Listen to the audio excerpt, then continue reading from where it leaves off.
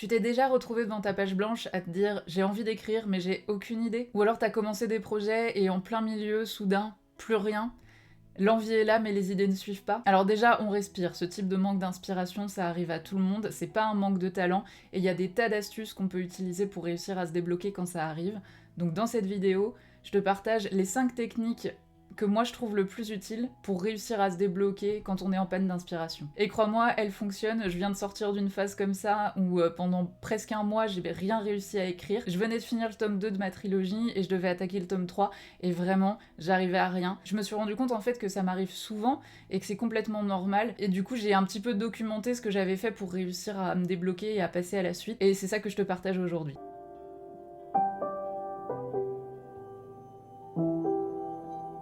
Bonjour à toi, je suis Siaya, auteure de fantasy. Sur cette chaîne, on parle aussi bien de techniques de storytelling que de psychologie et de mindset autour du travail d'écriture, parce qu'il y a plein de choses qu'on a besoin de savoir pour réussir à aller au bout de ces projets d'écriture, et que c'est pas forcément lié à des questions de technique d'écriture ou de talent, mais plus bel et bien à comment fonctionne notre cerveau face à des tâches difficiles. Et aujourd'hui, on va parler de comment trouver des idées, même quand on a l'impression qu'on n'a plus rien. Technique numéro 1, le brainstorming introspectif.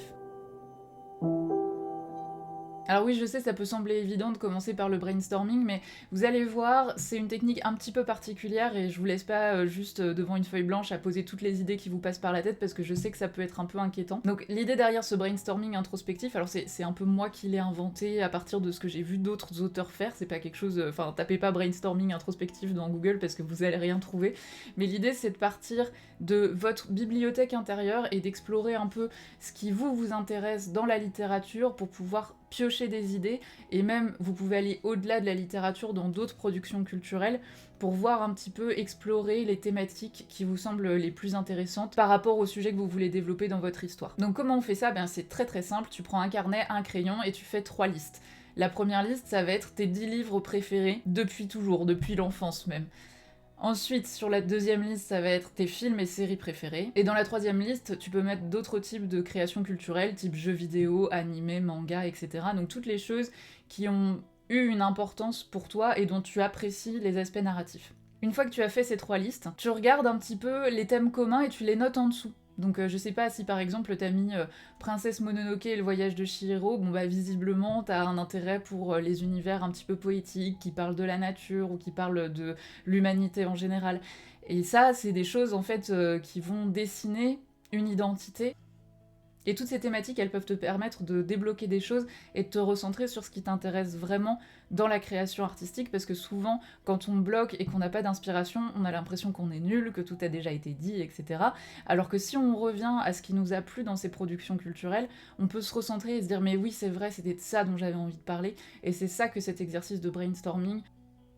Pourquoi ça fonctionne? Parce que comme je te disais tout à l'heure, tu te reconnectes à ce qui te fait vraiment vibrer et à la raison pour laquelle tu as envie d'écrire en premier lieu. Ça peut être un peu impressionnant parce que quand tu te compares à des personnes comme Miyazaki ou d'autres artistes que tu admires, tu te dis waouh, mais eux ils ont fait des choses tellement incroyables. Évidemment c'est difficile de se dire qu'on peut être au niveau, mais juste se rappeler des thématiques et des sujets qui nous plaisent vraiment, ça peut aider à débloquer ou en tout cas à se recentrer sur ce qui est vraiment important, à savoir la raison pour laquelle.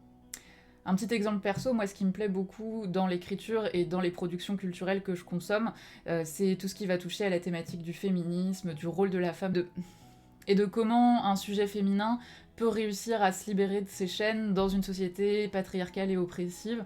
Et ça, c'est vraiment quelque chose qui me suit depuis le début et que je décline dans beaucoup de mes projets de romans, que ce soit des héroïnes enfants ou adultes, que ce soit dans des projets de réécriture comme je le fais en ce moment sur... Et j'aime aussi les idées... Je trouve que c'est quelque chose qui n'est pas assez exploré dans le monde de la fantasy et beaucoup plus dans la science-fiction, et donc j'essaye en fait d'attirer cette thématique vers le domaine de la science-fiction avec des mondes qui s'effondrent, des civilisations qui tombent, et ça c'est quelque chose qui moi me plaît personnellement. Alors pour toi ça sera différent, mais si tu te reconcentres sur les œuvres qui ont été vraiment marquantes pour toi depuis que tu commences à lire et à regarder des films, ça peut vraiment t'aider à dégager comme ça ces thématiques-là qui sont fortes, et souvent on en a 3 ou 4, mais qu'après on peut décliner en plusieurs idées de romans différents. Technique numéro 2, remplir le puits, consommer large, même des trucs nuls. Maintenant que tu t'es attaché à faire la liste des œuvres qui t'ont vraiment plu tout au long de ta vie, On va aller un petit peu plus loin, souvent quand on bloque, c'est aussi parce qu'on manque en fait de sources d'inspiration. Pendant un moment par exemple, j'écoutais les mêmes livres audio en boucle parce que je trouvais rien qui me plaisait, et en fait il faut imaginer que ton imagination c'est un peu comme un puits. Si tu le remplis pas régulièrement, au bout d'un moment, il s'assèche. Alors le conseil que je vais te donner là, il est assez contre-intuitif, mais en fait il s'agit d'essayer de consommer le plus large possible, même des choses nulles, parce que c'est vrai qu'on a tendance à se dire « Ah, il faut que je lise tel chef-d'œuvre qui ressemble à ce que je veux faire, et que ça va m'édifier intellectuellement », et en fait c'est pas toujours comme ça que ça marche. L'inspiration, elle peut venir du chaos, et surtout dans un monde où les contenus qu'on consomme sont décidés par des algorithmes, que ce soit sur Netflix ou sur YouTube, c'est important parfois de consommer des choses un petit peu au hasard. Alors je vais faire un peu la vieille de service, mais c'est vrai qu'à mon époque, on choisissait pas le programme télé, et c'est comme ça que j'ai pu découvrir énormément de films un petit peu par hasard et que j'aurais jamais regardé autrement. Et c'est vrai que quand on aime un style en particulier, moi par exemple avec la fantasy, j'ai tendance à toujours vouloir revenir à des œuvres ou des auteurs que je connais déjà et dont j'aime le travail. Et donc l'objectif de cet exercice, c'est un petit peu te forcer à ouvrir ton champ des possibles, à laisser venir un petit peu ce chaos et pas forcément à tout aimer dans ce que tu vas découvrir, mais à essayer de regarder ce qu'il y a d'intéressant, même dans des choses que t'aimes pas. Là par exemple, dans cette phase de blocage, j'ai lu des livres de type romantasy sur lesquels j'avais des a priori négatifs. Bon, spoiler, j'ai pas forcément apprécié, donc j'avais raison de me méfier, mais je me suis quand même forcée à les lire, et ça m'a appris pas mal de choses sur ce que les gens aiment actuellement dans la romantasy. Et comme le livre que j'écris actuellement c'est une romance, bah ça m'a quand même donné des petites idées, et j'ai su retrouver un petit peu ce qui faisait le talent des autrices et des auteurs que j'ai lus à ce moment-là. Et donc l'idée c'est d'approcher ça non pas en se disant ça va être le nouveau livre que je vais adorer, ça va être un nouveau chef-d'œuvre que je vais découvrir, mais plutôt qu'est-ce qui fait que les gens aiment ce style, qu'est-ce qui fait que moi il y a des choses que j'aime et des choses que j'aime moins, et tout ça en fait ça peut nourrir une forme d'inspiration, et de toute façon plus tu seras ouvert d'esprit et plus tu auras de chance de trouver des choses qui vont te débloquer, puisque après tout si les choses que tu aimes déjà n'ont pas réussi à te débloquer, bah pourquoi pas essayer autre chose en fait. L'idée c'est de faire ça avec un carnet de notes à côté de toi pour pouvoir prendre en note ce qui t'a semblé intéressant, ce que tu veux reprendre pour ton histoire, et en fait vraiment garder cet esprit ouvert et le moins jugeant possible, parce que de toute façon les gens vont aussi juger ton travail, donc essaye de leur apporter autant d'attention que ce que tu aimerais qu'on t'apporte quand toi tu écris. Tu peux aussi prendre des notes sur ce que tu aurais fait autrement ou sur ce qui te semble problématique. Je sais que moi par exemple avec la romantasy j'ai pas mal de soucis, notamment parce qu'il y a des relations amoureuses que je trouve très problématiques, et donc ça me permet de me poser des questions sur comment moi est-ce que j'ai envie d'écrire une relation amoureuse qui soit en fait plus en accord avec mes valeurs et qui développe davantage la thématique de mon roman. Et ça j'aurais pas pu le faire si je m'étais pas confrontée à des choses que je trouve répréhensibles moralement ou que je trouve peut-être pas hyper bien réalisées techniquement. Alors ma technique perso pour me confronter à des idées auxquelles j'aurais pas forcément pensé, c'est tous les matins d'écouter France Culture. Je suis pas forcément d'accord avec certains de leurs points de vue politiques ou ce genre de choses, mais à chaque fois en fait dans la matinale et dans les émissions notamment de Géraldine Mühlmann sur la philosophie, il y a des idées qui émergent, il y a des choses en fait auxquelles j'avais pas pensé, ça me permet de me reconnecter aussi au monde qui existe et à des productions culturelles que je ne connais pas, et donc je t'invite vraiment à faire ça, c'est assez facile à mettre en place et tu peux voir des résultats positifs assez rapidement. Parce que l'inspiration c'est pas magique, c'est le croisement de deux idées que tu n'aurais jamais mises ensemble si tu ne les avais pas rencontrées. Et pour faire ces rencontres, bah ça suffit pas de juste consommer ce qu'on connaît déjà. En variant ce que tu consommes, tu multiplies les points de friction et donc les possibilités que quelque chose te débloque ou te donne de l'inspiration. Et en fait cette friction c'est un peu la créativité en devenir. C'est le moment où tu vas te dire ah mais ça c'est une idée originale, ça je l'avais jamais vu ailleurs, donc vraiment je t'invite à mettre ça en place tout de suite. Technique numéro 3, jouer à et si.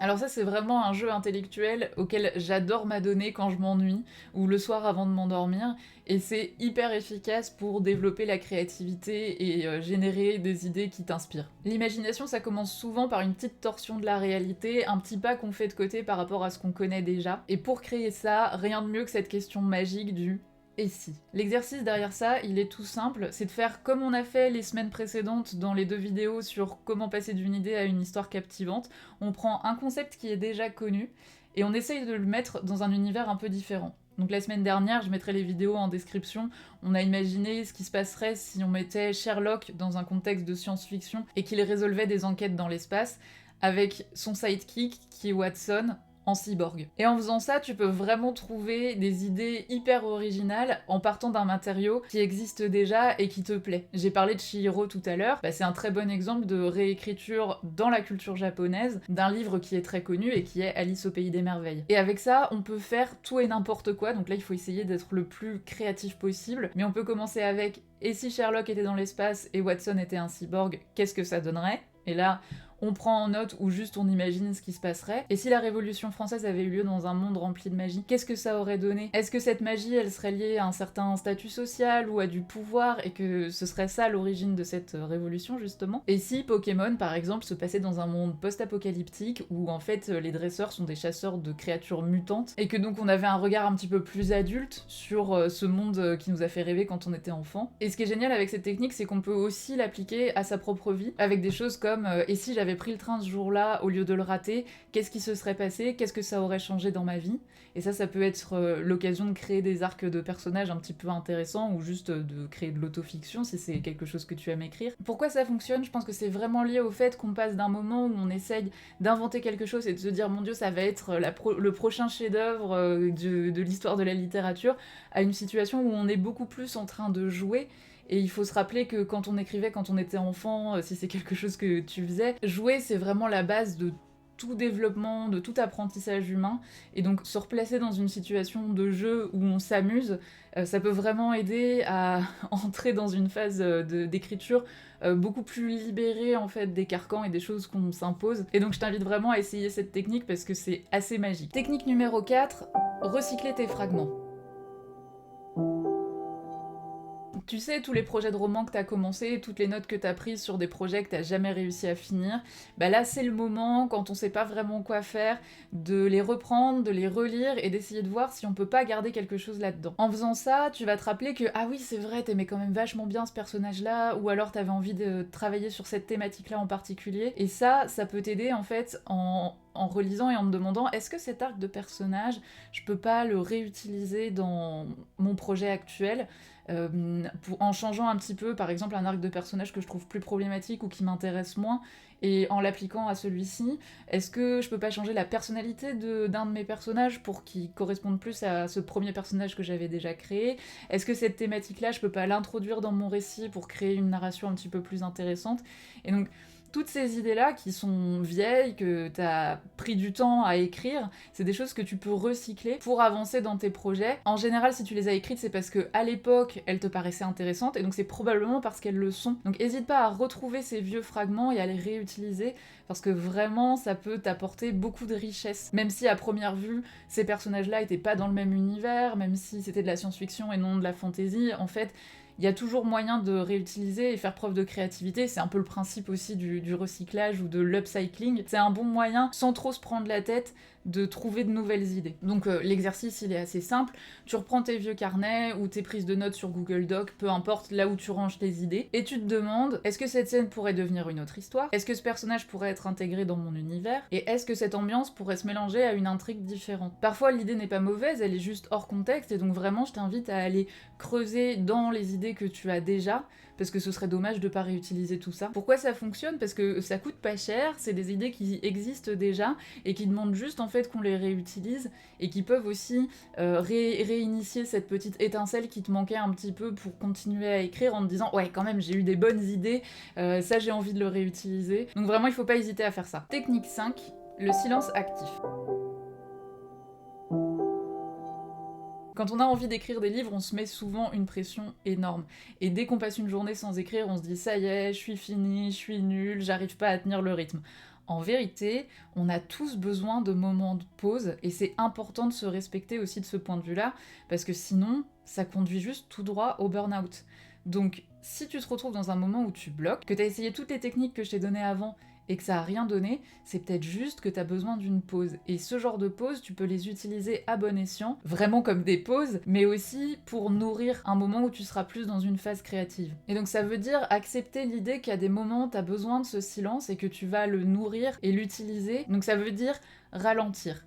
essayer de se faire du bien, de prendre le temps et de se respecter, et de respecter ce besoin qu'a ton corps aussi de faire une pause et de pas être tout le temps sollicité pour créer de nouvelles choses. Et aussi c'est vrai dans un contexte où on est tout le temps en train de scroller sur nos téléphones, où on a tout le temps de l'information qui nous arrive un petit peu non-stop, ça peut être bien de vraiment faire une pause de ce point de vue-là, parce que si tu scrolles non-stop, si tu es toujours occupé, en fait tu laisses pas à ton esprit le temps de repos dont il a besoin pour faire émerger de nouvelles idées à la surface. Donc l'exercice dans ce contexte-là, c'est simplement de prendre 15 minutes, pas forcément plus, mais au moins de se libérer 15 minutes par jour, pendant lesquelles tu vas couper ton téléphone, et selon ce qui te fait le plus envie, aller prendre un bain, marcher, boire un thé, regarder un mur, peu importe en fait ce qui vraiment fonctionne pour toi, ou juste t'allonger les yeux fermés. Et si tu t'endors, c'est très bien, ça veut dire que t'en avais besoin. Mais l'idée c'est de le faire intentionnellement, avec cette idée un petit peu héritée de la pleine conscience, que tu fais attention aux idées qui émergent dans ton esprit, et t'es pas en train de demander à ton cerveau d'en faire toujours plus,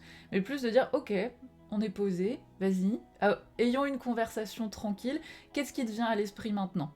Et moi personnellement je trouve que marcher c'est le plus efficace pour ça, c'est vraiment ce qui fonctionne le mieux pour moi. Et pendant ces moments d'introspection tu peux te demander de quoi est-ce que j'ai envie d'écrire en fait, quelle émotion je suis en train de ressentir et quelle émotion j'ai envie de ressentir, ou de quelle émotion j'ai envie de parler, parce que peut-être je viens de traverser une rupture amoureuse, peut-être j'ai une situation qui est compliquée dans ma famille en ce moment, et en fait c'est ça que j'aimerais exprimer, et c'est là que les idées vont pouvoir venir, et que t'es pas en train d'essayer activement de chercher une idée absolument géniale pour écrire un nouveau roman, mais plus de laisser venir ce qui fait en fait la nature de ton talent, à savoir les émotions que tu ressens et ce que tu es en train de traverser dans la vie. Et puis ça peut être intéressant aussi de faire attention aux images qui émergent dans ta tête à ce moment-là. Et donc l'idée c'est de laisser venir sans pression, et tu verras parfois une idée peut surgir comme ça un petit peu sans prévenir, et c'est souvent la bonne. Mais elle peut pas venir si tu lui laisses pas ce temps de pause, de calme dédié pendant lequel t'es pas en train de te stresser parce que t'as pas réussi à écrire tes 3000 mots aujourd'hui. Pourquoi ça fonctionne ? Parce qu'en fait,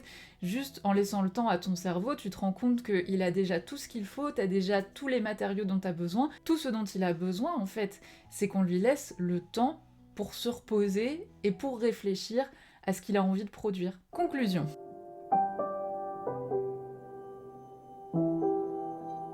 L'inspiration, c'est pas un éclair divin réservé aux élus, ça se travaille, ça se nourrit, et surtout, ça demande du temps. C'est comme un muscle, une discipline douce, un dialogue qu'il faut créer entre ta mémoire et ton imagination. Et j'espère que ces 5 techniques te permettront de mieux aborder les phases de blocage, parce que vraiment ils sont nécessaires et ils font partie de la vie d'un écrivain, et souvent c'est là que tu t'arrêtes parce que tu te dis non mais en fait j'ai pas ce qu'il faut pour être un écrivain puisque j'arrive pas à écrire en permanence. La vérité c'est que t'en as besoin de ces phases de blocage, et que si tu utilises ces 5 techniques pour en tirer le meilleur, on va dire, tu vas vraiment réussir à aller au bout de tes projets. Donc si on veut récapituler, il faut faire des listes de ce que tu aimes et de pourquoi tu aimes ça, essayer de consommer les choses les plus variées possibles, même un peu bizarres, même un peu étranges, du très littéraire, très artistique, à des choses qu'on va vraiment considérer comme commerciales. Et dans l'idéal, essaye d'éviter les plateformes qui te suggèrent des choses, mais va plutôt écouter la radio ou regarder la télé parfois pour découvrir de nouvelles choses vers lesquelles tu serais pas allé naturellement. Joue à et si, en essayant de modifier des choses qui existent déjà, des concepts qu'on a déjà bien identifiés, mais en les transposant dans un autre contexte ou dans un autre style littéraire. Tu peux aussi recycler tes vieux fragments et les utiliser dans ta nouvelle histoire, parce que rien ne se crée, rien ne se perd, tout se transforme. Et enfin, si vraiment rien de tout ça ne fonctionne, essaye de t'imposer du silence, une retraite méditative, et vois ce qui émerge à ce moment-là. C'est déjà la fin de cette vidéo. Si elle t'a donné envie de créer ou d'essayer de te débloquer en utilisant ces différentes techniques, n'oublie pas de liker, de partager à quelqu'un que ça pourrait aider, et évidemment de t'abonner. Et puis dis-moi en commentaire si t'as déjà essayé ces différentes techniques et si toi elles t'ont aidé, et si t'en as d'autres à proposer, évidemment ça fera plaisir à tout le monde. La semaine prochaine, on parlera d'un autre aspect du storytelling que je trouve assez intéressant, c'est les arcs narratifs et les arcs de personnages. Et d'ici là, abandonne-toi à ton imaginaire et écris bien.